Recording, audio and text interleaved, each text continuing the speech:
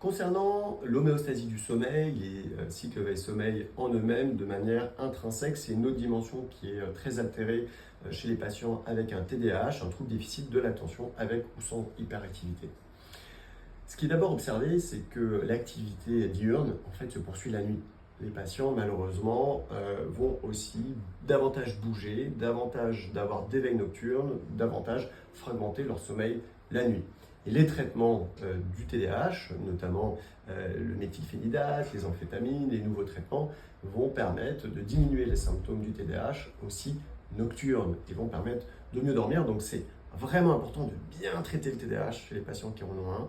C'est très largement sous-traité en France, malgré des fois ce qu'on peut lire dans les médias, et c'est une catastrophe. Vraiment, ne pensez pas qu'on donne trop de traitements psychostimulants dans le TDAH en France.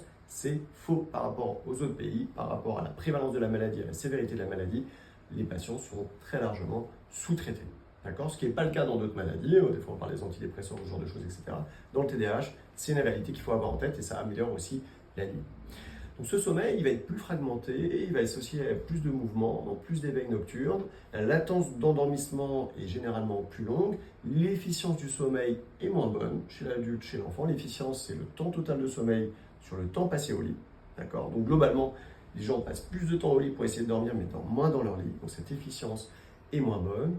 En termes d'architecture du sommeil à proprement parler, il n'y a pas vraiment d'anomalie dans le TDAH par rapport à d'autres pathologies. Vous savez, le sommeil profond, le sommeil paradoxal, etc.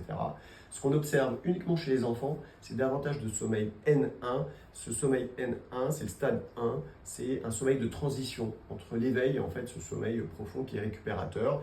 Et en fait, comme il y a beaucoup de réveil, il y a un peu plus de temps passé dans ce sommeil de transition qui est moins utile que le sommeil profond ou le sommeil paradoxal. Voilà, ce qui est aussi observé sur ces paramètres de sommeil, c'est une variabilité de sommeil d'un jour à l'autre qui est là aussi, malheureusement, très variable chez les patients. Et donc vraiment, tout ce qui est lié au comportement du sommeil, installer un certain nombre de rituels au coucher. Dans le TDAH, il y a un problème d'organisation, de planification. Et donc, avoir des rituels comme la lecture. Moi, j'ai un certain nombre de patients avec TDAH qui sont très aidés par la lecture. Certains, c'est juste 2-3 pages et ça va les aider à se déconnecter de toutes les pensées parasites et envahissantes et à être dans l'instant présent, dans le moment présent. Certains ont des petites stratégies de méditation, de relaxation, de choses comme ça. Dans le TDAH, souvent, ça va être des choses assez courtes, assez efficaces, assez déconnectantes. L'idée, c'est toujours la même, c'est de se connecter à l'instant présent, au moment présent.